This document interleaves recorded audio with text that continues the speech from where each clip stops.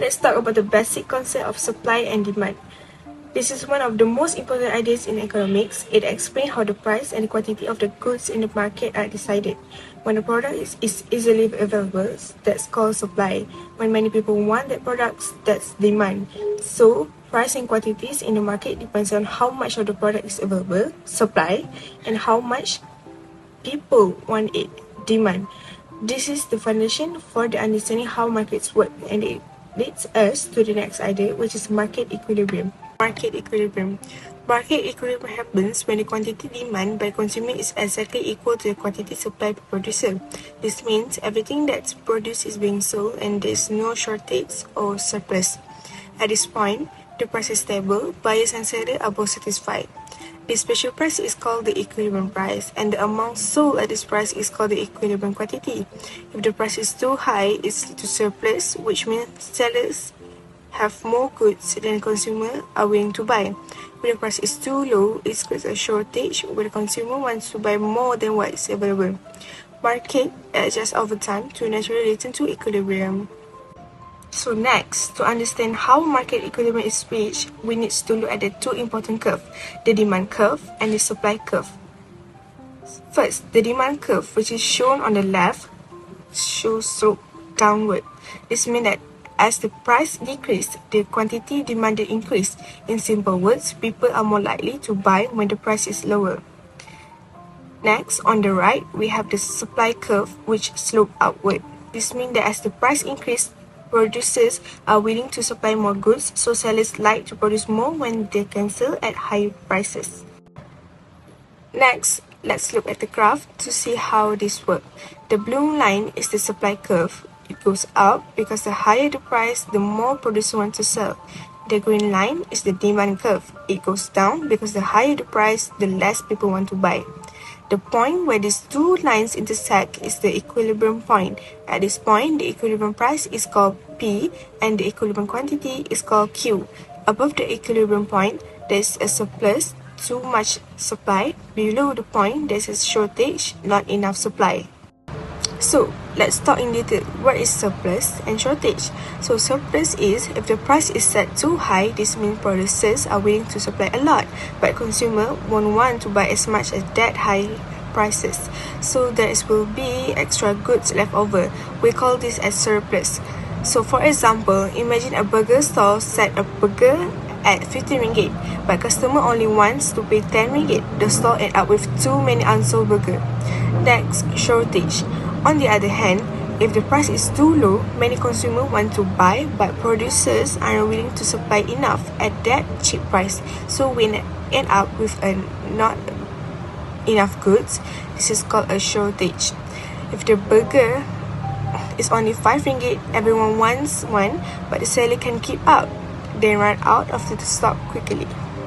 So that's all. Thank you.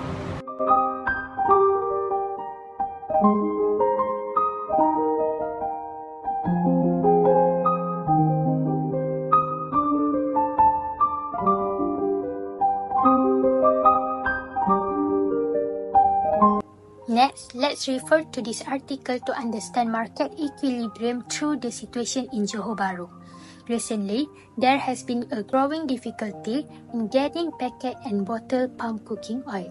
This is mainly due to supply constraint faced by producer, rising crude palm oil prices, and increased demand during festive season like Ramadan and Aidilfitr. This situation helps us understand market equilibrium because it clearly shows what happens when the market is pushed away from that balance point. Normally, market equilibrium happens when the quantity of palm oil supplied equals the quantity demanded at a certain price. However, in this case, supply has decreased due to a higher production cost and limited output, shifting the supply curve to the left.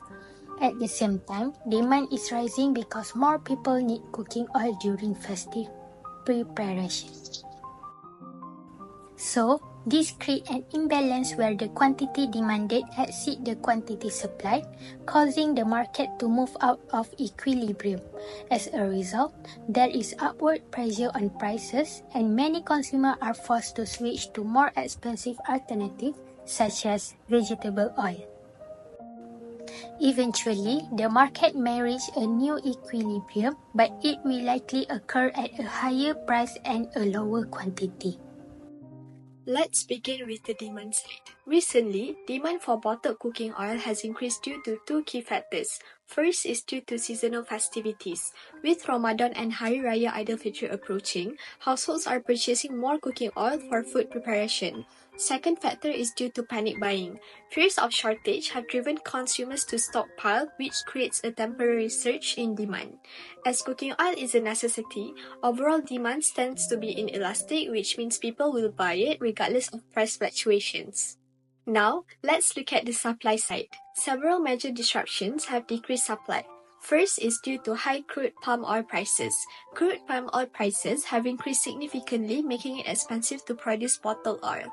Second is due to government price ceiling. The government has cut prices, for example, 30 ringgit and 90 cents for 5 kilograms, which limits profitability for producers. Third is due to production cuts. Due to unprofitable margins, companies have reduced their output by up to 50%.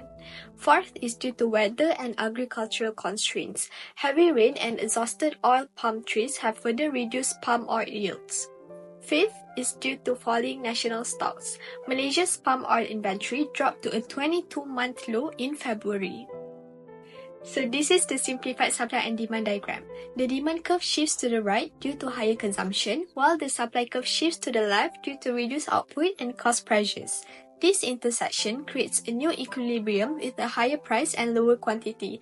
However, the price ceiling prevents prices from rising, which can cause a shortage. Shortage is when demand exceeds supply, leading to empty shelves and consumer frustration.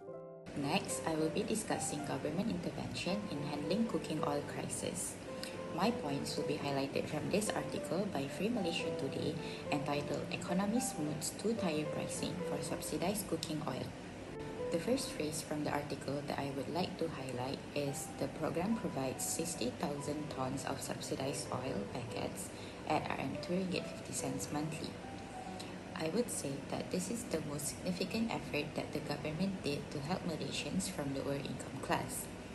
Since the crisis caused a significant increase in price of oil, it becomes a burden from people from lower income class or B40 to purchase cooking oil. Therefore, the government tries to help these people by providing subsidy as described in this article. Moving on to the next phrase that I would like to emphasize on. This passage basically explains the flaw in the provision of the subsidized oil, where it mostly benefits the foreigners instead of the targeted locals. From my experience as a supermarket cashier during my semester breaks, I can confirm that this claim is true, since there are certain customers who always come in and only ask for packet oil, and they will leave if it's not available. Also, it was never mentioned in standard procedure to enforce selling oil packets to qualified Malaysians only.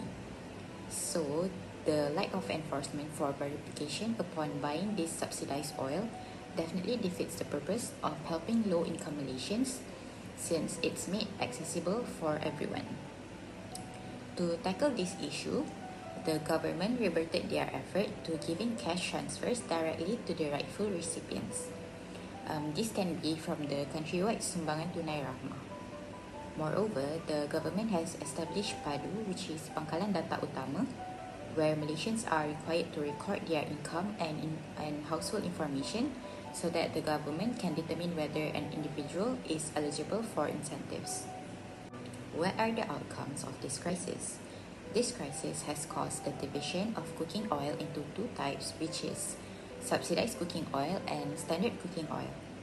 Subsidized cooking oil's supply is low but the demand is high, whereas standard cooking oil supply is high but the demand is low. This shows that when price increases, the demand decreases and vice versa. Is equilibrium restored?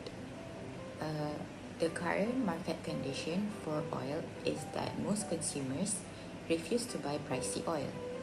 Because of this, the cost for supermarkets to supply oil increases. Subsequently, they reduce their order from producer, which causes surplus. Subsidized cooking oil, on the other hand, is always high in demand, but it has very limited supply. Therefore, it can be concluded that equilibrium failed to restore due to the difference in demand and supply of cooking oil. Now, we will get to how to restore market equilibrium. Firstly, the most effective way would be to adjust price control. This way, producers can profitably increase output. This is because if price for cooking oil decreases, more people can easily buy cooking oil. Therefore, supermarkets will supply more and producers can increase production without worrying about surpluses. Moreover, increased production can cater for high demand, thus making the market in equilibrium. Second, governments can increase subsidies or incentives to restore market equilibrium. If the amount of subsidized oil increases, it will be able to meet the high demand and therefore market equilibrium can be reached.